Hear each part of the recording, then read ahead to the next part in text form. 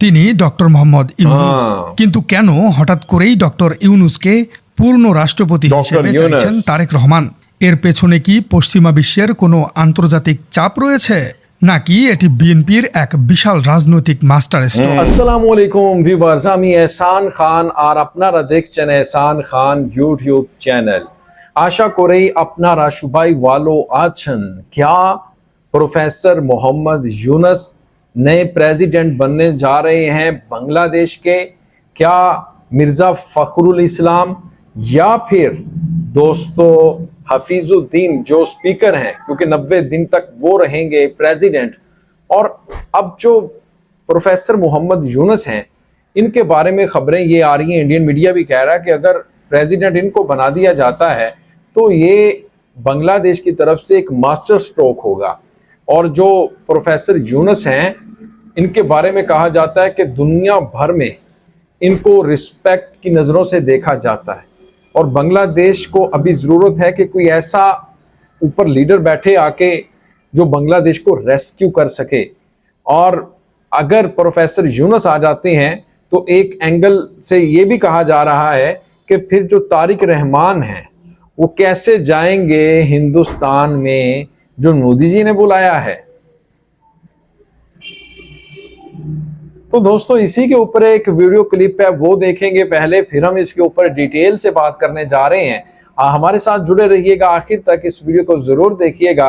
अगर अभी तक आपने हमारे YouTube चैनल को सब्सक्राइब नहीं किया तो जल्दी से चैनल को सब्सक्राइब कर लें और बेल आइकन भी प्रेस कर दें। 3, 2, 1 एंड क्यू। দর্শক, বঙ্গভবন থেকে ফেসিবাদের আইকন বিদায় নেবার পর ভারপ্রাপ্ত রাষ্ট্রপতি হয়েছেন স্পিকার হাফিজউদ্দিন আহমেদ। আর তারপরে কি শোনা যাচ্ছে নোবেল বিজয়ীর পদধ্বনি? জামায়াতে ইসলামী এবং এনসিপির প্রবল চাপে চুপ্পুর বিদায়ের পর এবার পুরো দেশের নজর একটি মাত্র চেয়ারের দিকে। কে হচ্ছেন বাংলাদেশের পরবর্তী পূর্ণ রাষ্ট্রপতি? আপনারা শুনলে রীতিমতো চমকে যাবেন যে জামায়াত এবং এনসিপির সবুজ সংকেত নিয়ে তারেক রহমান এখন এমন একজনকে বঙ্গভবনে বসাতে যাচ্ছেন যার নাম শুনলে খোদ বিএনপির অনেক নেতারই চোখ কপালে উঠবে। হ্যাঁ দর্শক, তিনি ডক্টর মোহাম্মদ ইউনূস। কিন্তু কেন হঠাৎ করেই ডক্টর ইউনূসকে পূর্ণ রাষ্ট্রপতি হিসেবে চাইছেন তারেক রহমান? এর পেছনে কি পশ্চিমা বিশ্বের কোনো আন্তর্জাতিক চাপ রয়েছে, নাকি এটি বিএনপির এক বিশাল রাজনৈতিক মাস্টার স্ট্রোক? চলুন দর্শক, রাজনীতির এই গোপন রহস্য আজ পুরোপুরি উন্মোচন করা যাক। রাজনীতিতে আজ যাকে আপনি গালি দিচ্ছেন, কাল তিনি যে আপনার ত্রাতা হবেন না, তার কি কোনো নিশ্চয়তা আছে? বাংলাদেশের বর্তমান রাজনীতির দিকে তাকালে এই একটি কথা অক্ষরে অক্ষরে মিলে যায়। বিএনপির অতীতের কথা এবং বর্তমানের কাজের দিকে তাকালে আপনি এক বিস্ময়কর সমীকরণ দেখতে পারবেন। একটা সময় ছিল যখন বর্তমান সরকারের রাজনৈতিক ও নিরাপত্তা বিষয়ক উপদেষ্টা খলিলুর রহমান এবং বিডার চেয়ারম্যান আশিকুর রহমানকে নিয়ে বিএনপির নেতারা সবচেয়ে তীব্র ভাষায় আক্রমণ করতেন। খোদ সালাউদ্দিন আহমেদের মতো শীর্ষ নেতাও খলিলুর রহমানকে প্রকাশ্যে বিদেশি দালাল বলে আখ্যা করেছিলেন। আর ভিডিও প্রেজেন্টেশনের মাধ্যমে বিদেশি বিনিয়োগকারীদের আকর্ষণের কারণে বিডার চেয়ারম্যান আশিককে বিএনপির কর্মীরা উপহাস করে হকার বলতেন। কিন্তু আজ দৃশ্যপটটি সম্পূর্ণ ভিন্ন এবং অবিশ্বাস্য। সেই খলিলুর রহমানই আজ বিএনপি সরকারের সবচেয়ে ক্ষমতাশালী এবং প্রভাবশালী মন্ত্রী হিসেবে কাজ করছেন। আর আশিকুর রহমানও একই পদে বহাল থেকে সরকারের অধীনেই অর্থনীতি সামলাচ্ছেন।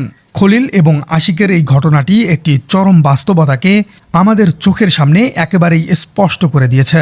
রাজনীতিতে বিএনপি মুখে যা বলে, অন্তরে সবসময় তা থাকে না। আর ঠিক এই নীতিতেই এবার বঙ্গভবনের জন্য ডক্টর ইউনূসকে বেছে নেওয়া হচ্ছে। দর্শক, 90 দিনের এক সাংবিধানিক উল্টো গণনা শুরু হয়ে গেছে বঙ্গভবনে। সংবিধান অনুযায়ী রাষ্ট্রপতি শাহাবুদ্দিন চুপ্পুর পদত্যাগের পর পরবর্তী 90 দিনের মধ্যে নতুন রাষ্ট্রপতির নির্বাচন সম্পূর্ণ করতে হবে। এই নির্বাচনটি কোনো সাধারণ নির্বাচন নয়। জাতীয় সংসদের নির্বাচিত সংসদ সদস্যরা ভোটের মাধ্যমে দেশের পরবর্তী মহামান্য রাষ্ট্রপতি নির্বাচিত করবেন। যেহেতু বর্তমান সংসদে বিএনপির নিরঙ্কুশ সংখ্যাগরিষ্ঠতা রয়েছে, তাই এটা একেবারেই নিশ্চিত যে তাদের মনোনীত ব্যক্তি বঙ্গভবনের লাল গালিচায় হাঁটবেন। কিন্তু ঠিক এই জায়গায় এসেই তৈরি হয়েছে সবচেয়ে বড় এক রাজনৈতিক সংকট। দলের অনেক প্রবীণ এবং ত্যাগী নেতাই জীবনের শেষ বেলায় এসে এই সম্মানজনক পদটির জন্য ভেতরে ভেতরে তীব্র লবিং চালিয়ে যাচ্ছেন। নামের তালিকাটি মোটেও ছোট নয়। ক্ষমতাসীন দল বিএনপির ভেতরে এখন চরম দলাদলি এবং নীরব স্নায়ুযুদ্ধ চলছে। দলের অভ্যন্তরীণ গ্রুপিং এমন এক পর্যায়ে পৌঁছেছে যে একজনকে বঙ্গভবনে বসালে অন্য গ্রুপ চরম অসন্তুষ্ট হবে। দলের ভেতরের এই বিভেদ तो সৃষ্টি दोस्तों হওয়ার आपने ये वीडियो देखी है। अब देखें कि जो ये है शहाबुद्दीन पंचू, ये रिजाइन किया इन्होंने। खबरें आ रही थी कि उनकी तबीयत नहीं ठीक थी, और कुछ ये भी न्यूज़ आ रही थी कि जो ये शहाबुद्दीन है इनके प्रेसिडेंट बांग्लादेश के, इनका ताल्लुक अवामी लीग से था, और इनके ऊपर काफ़ी एलिगेशंस ये थे कि इनका जो राब्ता था वो होता था शेख हसीना के साथ, जो इंडिया में बैठी हुई हैं। और आपको पता है इंडिया में बैठी शेख हसीना क्या कुछ साजिशें बुन रही हैं बांग्लादेश के खिलाफ। तो फिर उनको हटना पड़ा अपनी सीट से। प्रेशर था बीएनपी की तरफ से, जमात इस्लामी की तरफ से, एनसीपी पार्टी की तरफ से। बल्कि ये एनसीपी पार्टी फिर जमात इस्लामी, इन्होंने तो यहाँ तक कह दिया कि जैसे ही शहाबुद्दीन ने रिज़ाइन दिया है ना, तो इनको फौरी तौर पर अरेस्ट करें, इनको अदालत में पेश करें, क्योंकि ये भी जो इनकलाब आया था, लोगों के ऊपर तशद्दुद जो किया गया था, स्टूडेंट्स के ऊपर उनको मारा गया था, उसके पीछे शहाबुद्दीन भी कहीं ना कहीं हैं, यानी जो बांग्लादेश के ये प्रेसिडेंट हैं। खैर, जो उन्होंने इस्तीफा दिया, बात हो रही है कि नया प्रेसिडेंट कौन होगा बांग्लादेश का। 2-3 नाम जेर गौर हैं। मिर्ज़ा फ़खरुल इस्लाम हैं, हाफिजुद्दीन अहमद हैं, और फिर दोस्तों इसी तरह डॉक्टर अनवारुल्लाह का नाम भी सामने आया है। लेकिन सबसे मजबूत कैंडिडेट के तौर पर जो इंडियन मीडिया कह रहा है, कोलकाता का अखबार कह रहा है, और वो कह रहे हैं कि प्रोफेसर मोहम्मद यूनुस हो सकते हैं। क्योंकि प्रोफेसर यूनुस को अगर बांग्लादेश ले आता है, ये मैं नहीं कह रहा बल्कि दोस्तों इंडियन मीडिया कह रहा है कि मास्टर स्ट्रोक होगा बांग्लादेश का। भाई मास्टर स्ट्रोक कैसे होगा?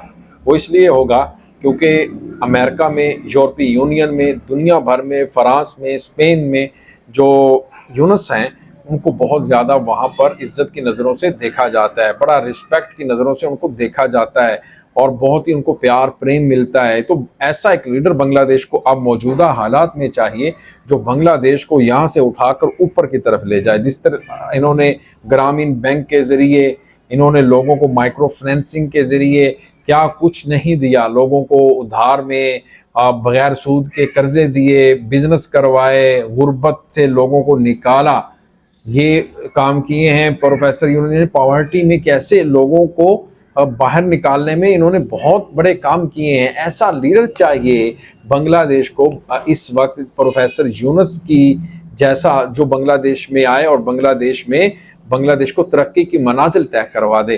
तो दोस्तों आपका इस वीडियो के बारे में क्या कहना है? फीडबैक ज़रूर दिया करें। अगर वीडियो अच्छी लगी हो तो चैनल को सब्सक्राइब कर लें और बेल आइकन भी प्रेस कर दें। मिलेंगे आपसे नेक्स्ट वीडियो में, तब तक के लिए अपना और अपने इस चैनल का बहुत ज़्यादा ख्याल रखिएगा। अल्लाह हाफिज़।